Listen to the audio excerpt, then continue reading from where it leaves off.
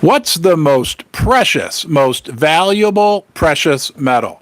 I was shocked to learn. We're going to talk about that. Also, when it comes to silver specifically, I heard Keith Neumeyer say something that just absolutely shocked me. I may have heard it once or twice in the past, but this time it really sunk in and to me shows just how manipulated silver, and for that matter, the prices of the other precious metals really are. And what's going on with the big BRICS meeting that we're having this week. We're going to talk about that as well. Hey guys, thanks for being here. Thanks for being part of Ron's Basement. You are the most important part. Okay, it's a big honor to me that you're here with me right now. Please give the video a thumbs up. That helps get the word out to more people. The more, the merrier. We need to have more people who know the big benefit of owning silver, owning gold, owning platinum. Now, would it shock you if I told you there's the most precious of precious metals? Are you a silver person? Are you a gold person? Or are you one of those platinum people? But are you invested in what is the rarest of all the precious metals? I had no idea. Several of you recently had asked me, and we're going to learn something tonight, guys, about rhodium. And I'd heard of rhodium, didn't really know much at all about rhodium. I was shocked to learn that in the last few years, there were periods where the price of rhodium, rhodium, was more than 10 times the price of gold. As a matter of fact, in March of 2021, the price of rhodium actually got to like $28,000 per ounce.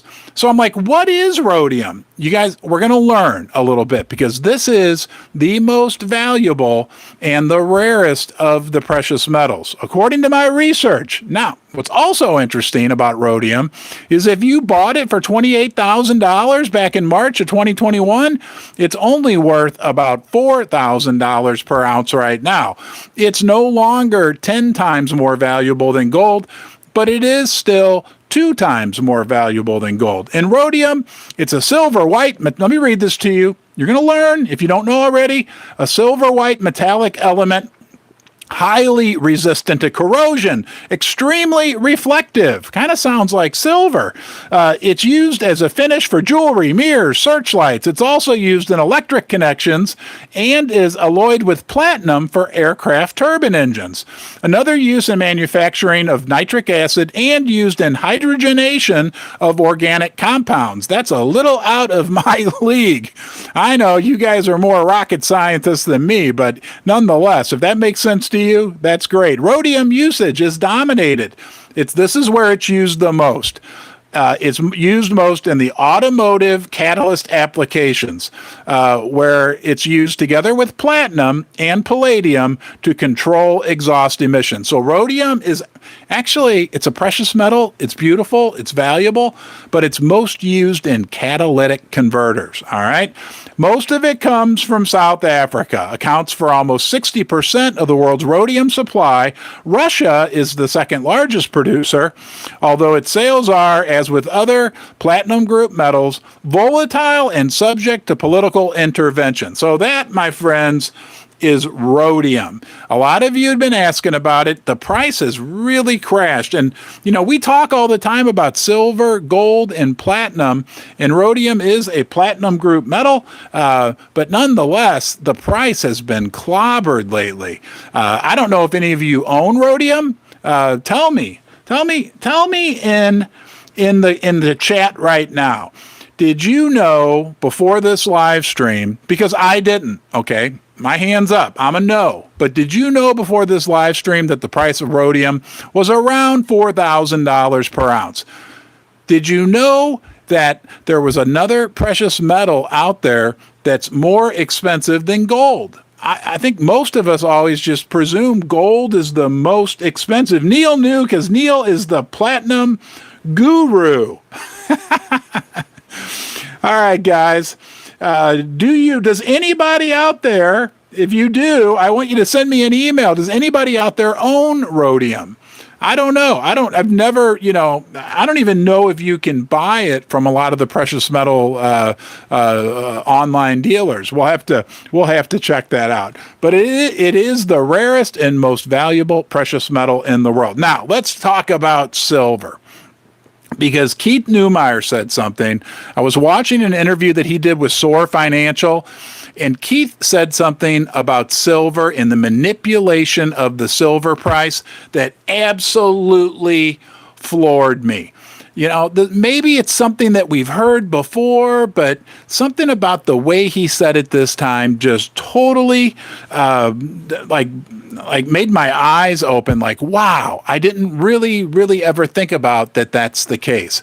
And what he said was this, and then we're going to dig into a lot more he had to say about silver. But what he said was that on most days, the amount of silver that's traded on the COMEX in one day is equal to or greater than, on most days, all of the mine production for the whole year. That on many days, they'll have the equivalent of 1 billion ounces of silver one day that's traded electronically on the COMEX, right? And the whole annual mine production, mine output is only 850 million ounces. Do we think that the price of silver is manipulated? He also went on to say that, that the way these bankers operate with the manipulation of the silver price, they have a cap on it at around $30 per ounce. And as the price goes up, they'll sell shorts. And they do a thing, guys. Oh my gosh, we got 100 thumbs up. Man, I'm really hoping we can get to 400 people on this live stream. That would make me super happy. Okay? Keep it up, guys. I appreciate your support. Now, the price of silver being manipulated. We talked with Stuart Englert. He wrote the book on the subject. But these bankers, once the price starts going up, all they have to do is sell, sell, sell. And guess what they're doing? They're naked. It's called naked shorting. They're selling silver contracts, and they don't really have the silver. And they know that they have like unlimited funds, essentially. They can sell, sell, sell, sell, sell until the price starts to plummet. And they know the behavior of the silver community, unfortunately, that when the price is going down, less people buy. And that will then push the price down, down, down.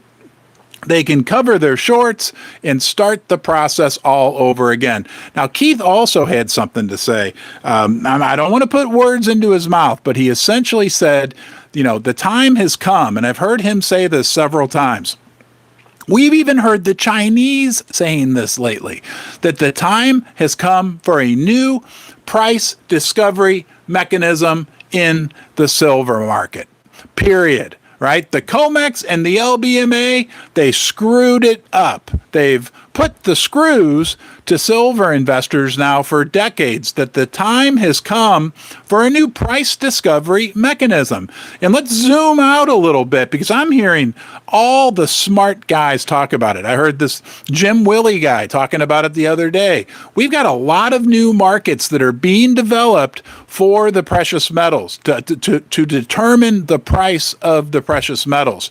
Shanghai, all over the world, right? And that's one of the big initiatives of the BRICS countries, is to develop their own markets outside of these Western-dominated markets, so that the true price of real assets, things like silver, gold, platinum, any of it, can actually be discovered, right? I mean, the Chinese are laughing at us. I've watched many interviews with people in the precious metals field in China, and they laugh. They're like, you mean to tell me that the Federal Reserve changing the interest rates really should have that much control over the price of silver?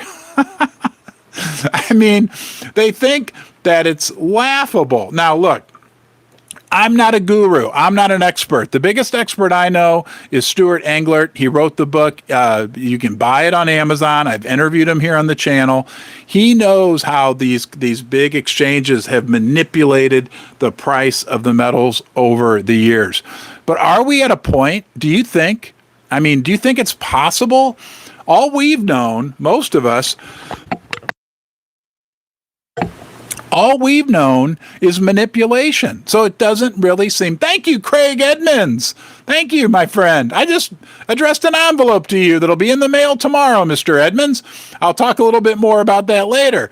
But all we've known throughout our entire lives is manipulation. I'm 53 years old. I've really only followed the silver market super closely for 20 years. How many years have you followed the silver market? Maybe 10, 20? Some of you, maybe 30 or 40, right? Maybe 50 years of following the market closely. Even if you followed it for 50 years, that would put us in what, 1973?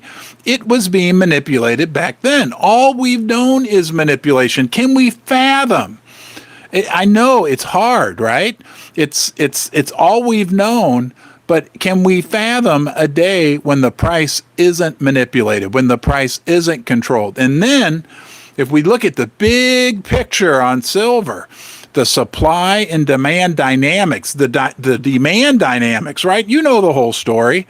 Solar, all the electrification of the planet, that alone, right? Hey, the demand for jewelry, silverware, all that, that's not going anywhere. Thank you, Mr. Coolkin, for the super chat. That is awesome. I appreciate the support. I appreciate each and every one of you being here on Sunday night, right? It's very, very awesome. Thank you so much. But can we fathom this day where the physical market overtakes the paper market? That's really what we're talking about. And when that happens, right? And everybody says we're crazy. I know Bixweir talks about $600 gold. You know, even without the dollar completely crashing, that could be a possibility. Rafi Farber talks about if we have dollar collapse, that we could be buying houses for 100 ounces of silver. Like I've said before, sign me up when I can get a nice house for 500 ounces, maybe even 600.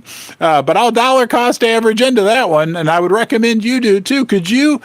I think we have to be realistic, right? We know the parameters in which we're working right now in terms of how the precious metals prices are controlled.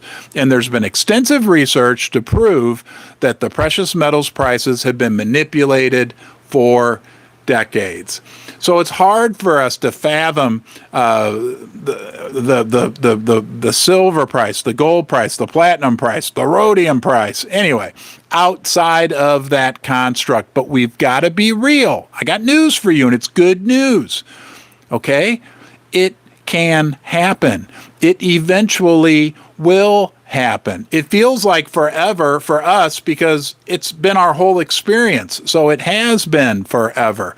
But things do change. I heard something awesome, completely awesome in that same regard about what happens when fragile systems break. And I'm going to share that with you near the end of the video when we're talking about the BRICS. But I discovered this analyst that talks about what's going on in the BRICS, and he has the best analogy, and the best analogy for what happens to these fragile, delicate systems when they break, and it totally relates to the world monetary system, and it totally also relates to the silver price and gold price.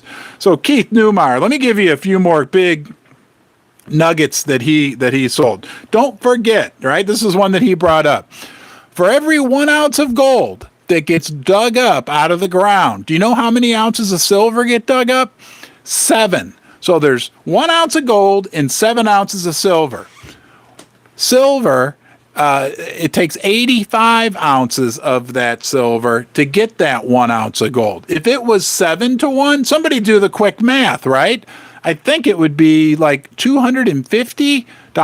Is that right? 250? Yeah, roughly. Maybe a little more. Almost $300. Well, $275 per ounce.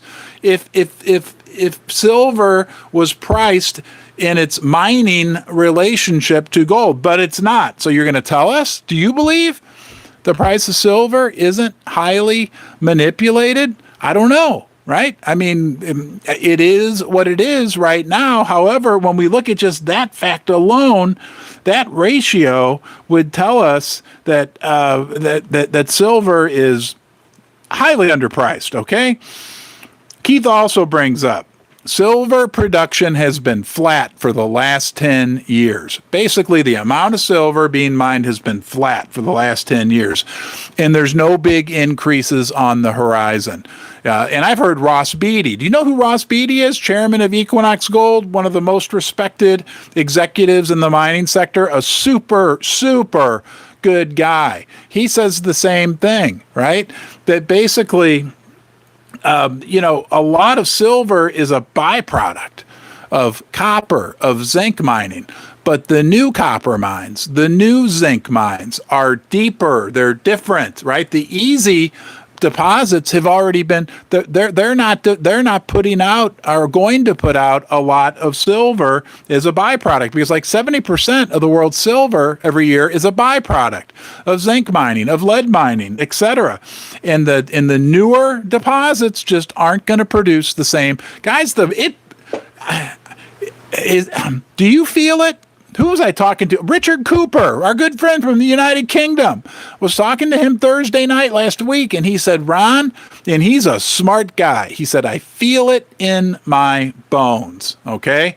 Had a very interesting conversation with him.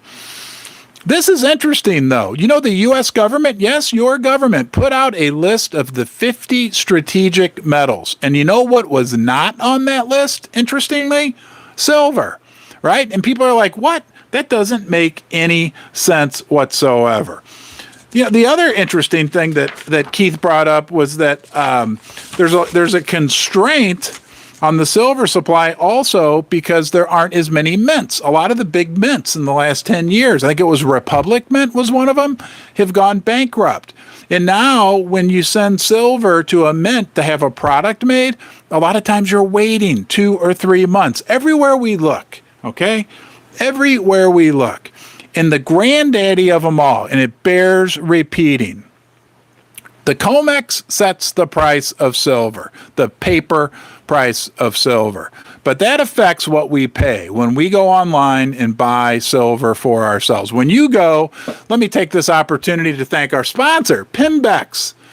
I bought silver from Pimbex, right? When you go buy silver from a place like Pimbex, the spot price absolutely has an impact. Then you're going to pay a premium. I can tell you from my experience, when I bought silver from Pimbex, their premiums were the lowest that I could find. But I also wanted a company with a good reputation, great customer service, and that they had the products that I wanted, and they did. So we want to say thank you to Pimbex for sponsoring Ron's Basement. And before I forget, I got a surprise for you. This thing's so heavy I can't pick it up. I got a surprise for you. Yes. How would you like to own that for yourself? That's a 10-ounce UK Britannia silver bar.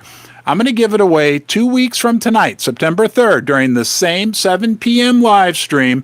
If you want to get entered, I made a short, like 1.5 minute video, okay? There's a link to it in the description of this video. When you're done, go watch that video, leave a comment. I'll tell you exactly what to say. You have to say, thanks, Pimbex, in the comment, and you're automatically entered. And we're going to draw one of those comments, random. We have a random comment picker that we use. And 2 weeks from tonight, you could be holding this in your hand for yourself. I got off track. Thank you, Pimbex, and thank you for your support and your sponsorship on behalf of myself and everyone who's here right now. Over 400 of us. We got 200 thumbs up, up.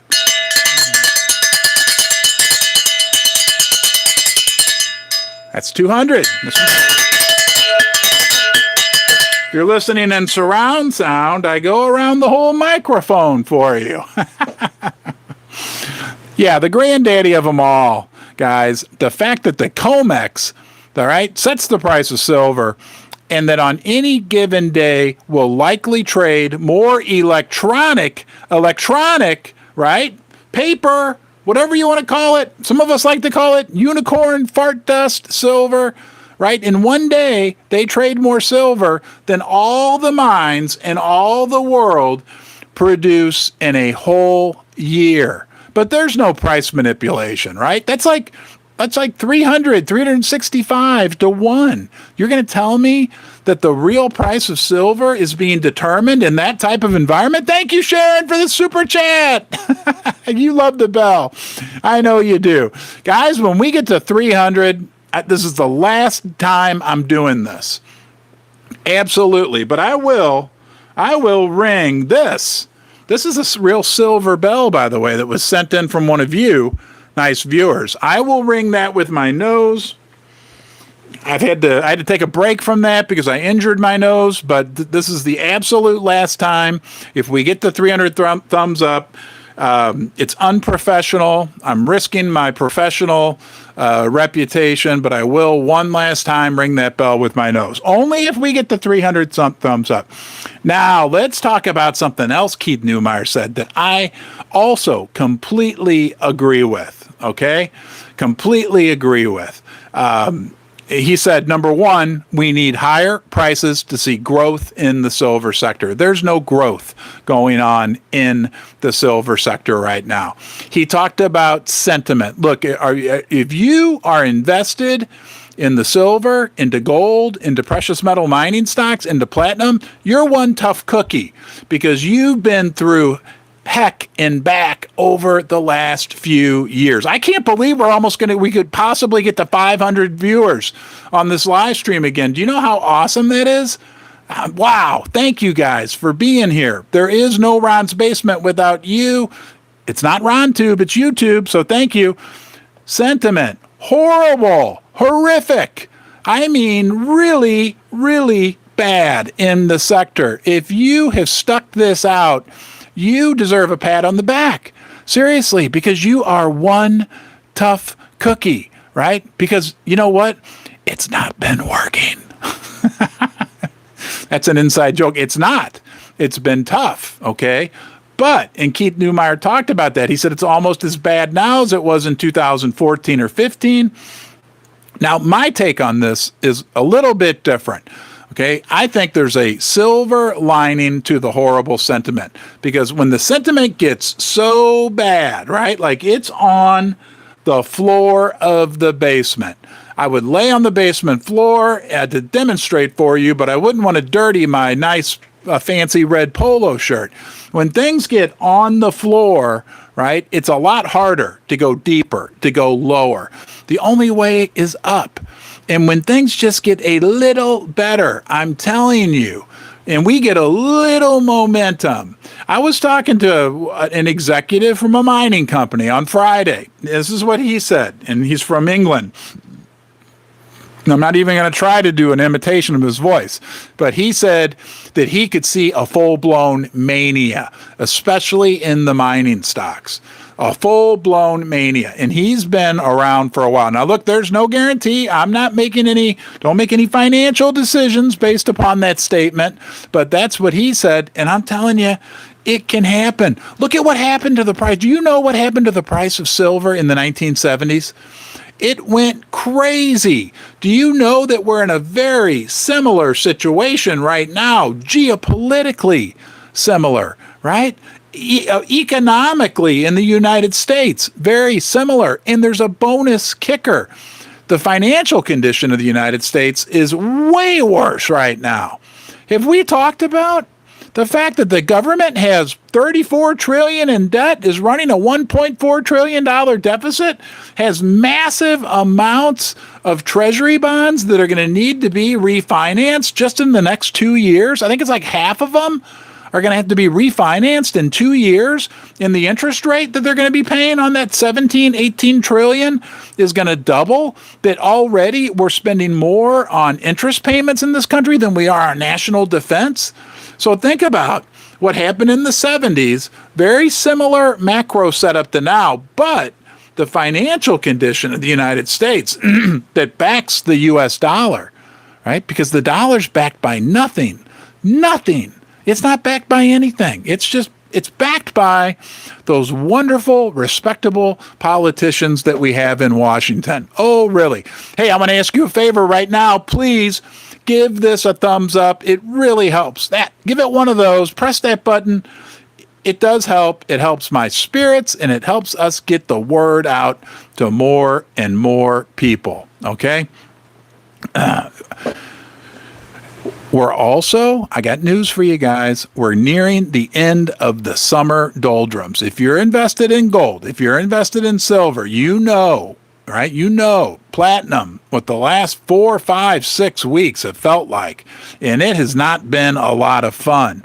But we're working our way through that. The summer doldrums are almost over, right? And the fall, September, October, can be very good times for the value of the metal. So hang in there, right? You know, Keith Neumeyer said this as well. He said he's looking forward to 2024 and 2025. And we know what the big banks, we know what Bank of America, we know what JP Morgan is saying, we know what TD Securities is saying.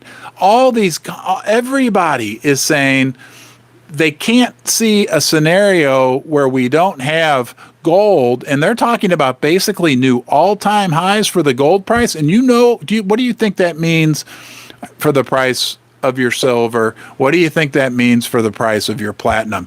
We know we're big boys and girls, right? We know there's no guarantee. Anything could happen. Anything could happen. But if we look at the big picture and we try to take a step back, I think what we all can agree on is that we're in an environment that could look very conducive for the metals. Wow, you guys, we almost got 300 thumbs up. Man, thank you so much. That is awesome. What's the big story of the week? It's Sunday night. What are we going to be hearing about this week? Or should I say, what are we not going to be hearing about if we live in a Western country? But what really is the biggest, most massive event and story possibly of the year? We're going to talk about that next. First, let's jump into the chat, see if anybody needs to yell at me or anything like that. I'm going to take a quick, very short break to take a quick sip of water and see what is going on. Man, is it hot where you live? Let me ask you that question. It is hot in St. Louis.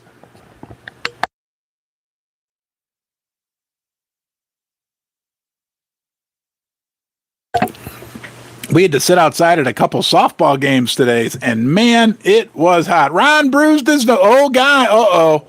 Oh, boy. We're almost to 300 thumbs up.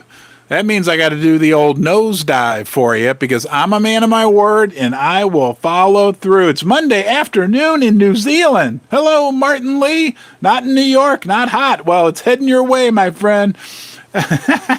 Oh, yeah, it is hot. Joe Fowler, our friend, right? Gave us the bell. All right, guys, I'm waiting. And then we're going to talk about the biggest story of the week. Oh, my gosh, Brian. Thank you for the super chat. I'm overwhelmed. Wow. Thank you. You know what? For you, Brian, we got 300 thumbs up. Let's do it. This is the last time I'm ever going to do this. Okay? But 1, 2, 3, 4. An extra one for Brian. Brian, thank you for that. Very generous super chat. It goes a long way to help us here. It does. As we're trying to raise a family. Guys, This week, be ready. I think we could see a really crazy week in the gold, silver, and platinum market. Okay, and I don't know crazy which way. Volatility could be on tap for us because we've got the big BRICS meeting. Now, I want to ask you a question, right? Do you think it's a little curious? We got this major BRICS meeting, changing the world of precious metals as well going on. But there's almost zero coverage of it by the United States mainstream media. My dad was over today. He likes to watch MSNBC. Okay. All they want to talk about is it nauseated me. No offense. Okay. I don't care. Whatever. All the big news channels should be covering the BRICS meeting.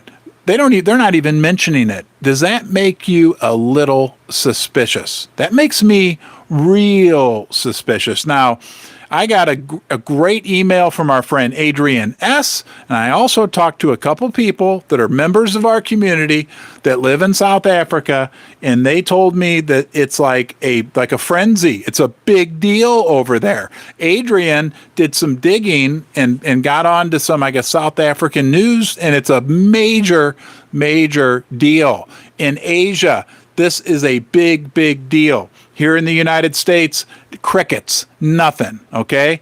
I have a feeling that we could get some big news that comes out of this. We also, we learned late last week, Chinese President Xi will be attending the BRICS meetings in person, okay? It starts on Tuesday. We know one of their main topics of discussion is de-dollarization. What does de-dollarization mean for the value of the dollar? What does de-dollarization mean for the value of the silver that you own, or the gold that you own, or the platinum that you own, or the precious metal mining stock that you own? It means the value could go, it could save you, right? I mean, I hate to say this, but even without de-dollarization, aren't we in a precarious spot right now in this country? And if these countries do even take more, the trend is in that direction to move away from the dollar, it could send shockwaves, right? And I'm not saying it's going to happen on Wednesday or it's going to happen on Thursday. It's probably going to happen like a slow motion train wreck. And are you prepared? Are you prepared? Do you have your debt paid off? Do you have some precious metals? Are you a person who thinks you should have some food stored up? Do you have some food stored up? There's a lot going on in the world. And just because it's not the lead story on the children's news network, CNN, that might actually mean that it's a much bigger deal than what we're being told. Let me ask you this, guys. Let me ask you this. I want you in the chat, okay? Thank you for all those ones. I saw that. Coin Shop Chris, thank you. Mary Radcliffe, thank you. Guys, if you want to say thanks to those moderators, they make this all possible. Please show them some love. But do you think that this week could be one of the more important weeks of the decade? Let's just say the decade. What are we, 2023? That this meeting, that this growing group of countries that is breaking away from the hegemony kind of inflicted upon them over the last 50 decades and starting their own little system. Yes or no? Do you think this week? Yes, if you think this could be one of the biggest weeks. No, if you don't. And I want to take this opportunity to thank you for being here. If you're not subscribed to the channel, please consider subscribing. Okay, it really does help, and give this a thumbs up. If we get more thumbs up, okay, it energizes me even more, and it helps get the word out to more people. As the thumbs up go up, for some reason, so do the number of people who are in there with us. And I want to say thank you one last time for being here. You, I'm talking to you, are the most important part of this situation. Now, we've got all this talk about the gold-backed currency. I'm hearing more and more reports that we aren't going to get a gold-backed currency announced, okay? But we might. And really, is it that critical that it gets announced this week? What we want to look at is, are these countries moving away from the dollar, number one, and number two, are they moving closer to using precious metals to back either their internal currencies or a potential shared currency? And Andy Scheckman said this, and I thought it was classic. And he said, they aren't going to tell you. They aren't going to telegraph exactly what they're doing. You got to look at the crumbs. And the crumbs, right? What's one of the big crumbs, one of the big hints, one of the big signs we can look at? Central banks around the world are buying more gold now than they have ever since we were even on the gold standard. What does that tell us? That tells us something, right? We need to think about when the Chinese government encourages their citizens to buy gold, when the Russian government, encourage their citizens to buy gold. Let me tell you, hey, thank you, C. Bidron, for the super chat. Much appreciated.